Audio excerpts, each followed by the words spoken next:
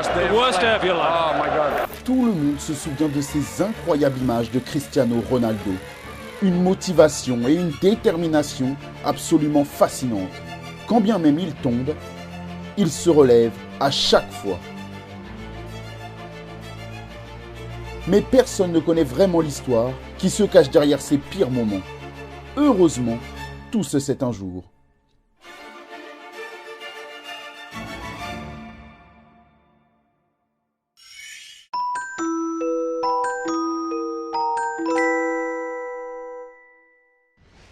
The worst day of your life. Oh my God. À ce moment-là, Cristiano Ronaldo était tout simplement soulagé. C'est le mot qui correspond le mieux à la situation. Quelques minutes plus tôt, le Portugais affrontait Chelsea pour la finale de la Ligue des Champions 2008. Non sans mal, il est venu à bout des blues avec ses partenaires. Mais à peu de choses près, l'issue de la rencontre aurait pu être totalement différente. Le match s'est soldé par un nul avec un but pour les deux équipes.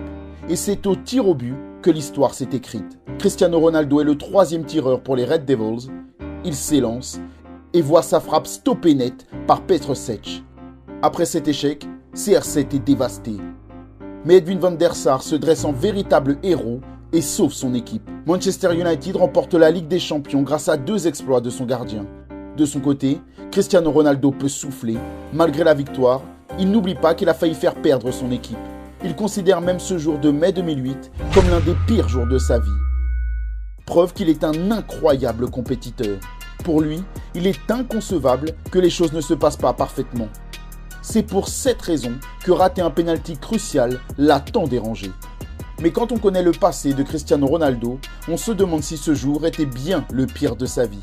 Sur le moment, on comprend que les regrets auraient été immenses, mais si on se penche davantage sur son passé, le Portugais a subi de nombreuses blessures, encore plus douloureuses.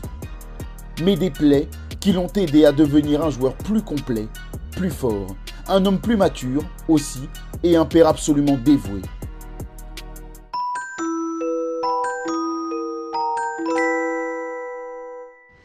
Cette photo, c'est un fort témoignage du passé.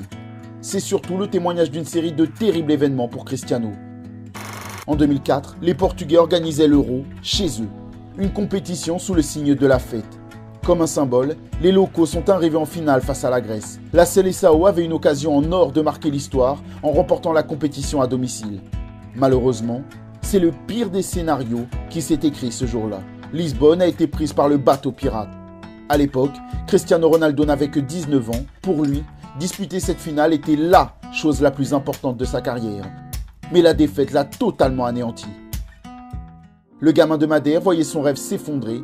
À quelques pas du sommet, CR7 échouait. Mais ce n'est pas tout. Alors que tout semblait lui réussir à Manchester, un problème personnel s'est mis en travers de sa route peu de temps après. La mort de son père.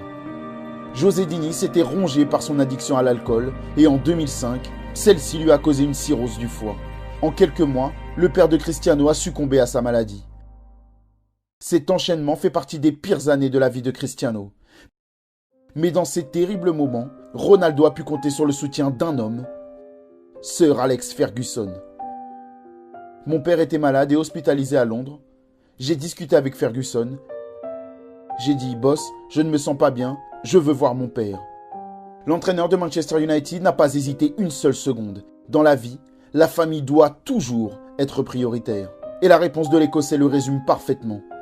Il a dit, Cristiano, si tu veux partir un jour, 2 jours, 1 semaine, tu peux. Tu vas me manquer ici parce que tu es très important, mais ton père passe avant tout. Cette preuve d'humanité ne fait que renforcer le lien entre les deux hommes.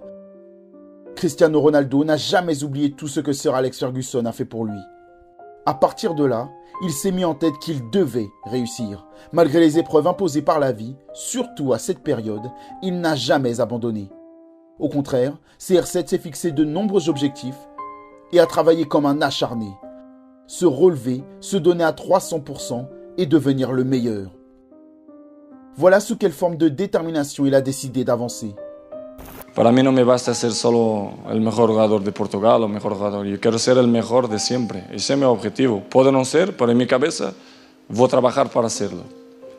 Au fil du temps, Cristiano Ronaldo a récolté les fruits de ses échecs. Les épreuves en travers de son chemin lui ont donné beaucoup d'expérience. Le Portugais est ressorti grandi de tout cela, plus mature, mais surtout plus motivé que jamais. CR7 a toujours été un affamé de travail. Ses coéquipiers ne le considèrent même plus comme un être humain, mais comme une machine. Rio Ferdinand l'a battu au tennis de table et ça a beaucoup énervé Cristiano. Alors il a envoyé son cousin acheter une table, il s'est entraîné chez lui pendant 2 semaines et il est revenu battre Rio devant tout le monde. C'est ça, Cristiano Ronaldo.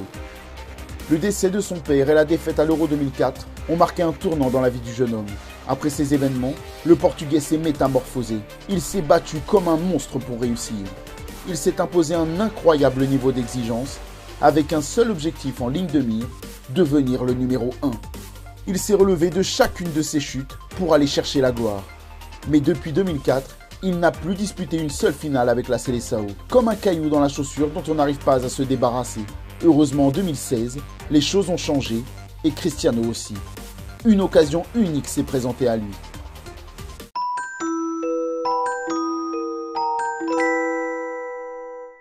It's unbelievable. It's something very special for me. It's something that I always dreaming for. So it's great. 10 juillet 2016, France. Le Portugal dispute la finale de l'Euro. La Seleção n'est pas favorite, mais bien déterminée à l'emporter. Mais elle sait aussi que le succès est loin d'être acquis. Pour Cristiano, l'occasion est trop belle. L'échec n'est pas une option. Mais après 23 minutes de jeu, le capitaine portugais se blesse, il est forcé de quitter ses partenaires. Ses vieux démons semblent le rattraper, et les Lusitaniens du monde entier vivent un cauchemar éveillé. CR7 est sur le point de vivre un autre jour terrible. Mais ce qui ne te tue pas, te rend plus fort. Le Cristiano de 2016 n'est pas celui de 2004. Le Portugal est dominé, mais il lutte avec toutes ses armes. Sur la touche, Cristiano n'est plus un capitaine, mais un général. Ce jour pourrait devenir le pire de sa carrière, mais CR7 en a décidé autrement. Il a connu trop d'échecs avec sa sélection. Cette fois, il donne tout pour motiver ses partenaires. Il fait face à la douleur pour les encourager. Impossible de laisser tomber des années de dur labeur. Sur la pelouse, ses coéquipiers mettent toute leur âme au service du collectif. Ils font preuve d'un courage et d'une détermination sans faille. Et quand Eder marque l'unique but de la partie, le Portugal explose. Le pire n'est pas à venir, il est passé. Malgré sa blessure, Cristiano Ronaldo n'a pas abandonné ses partenaires. Ce Portugal de 2016 est l'incarnation même de ce qu'est CR7, un joueur qui, malgré les imprévus, n'abandonne jamais. Cristiano Ronaldo a connu de nombreuses mésaventures. Mais il s'est toujours battu pour se relever, avancer et devenir meilleur. Et c'est principalement grâce à cela qu'il est l'un des plus grands champions de l'histoire. Se relever, même après les pires expériences, c'est ça, être un champion.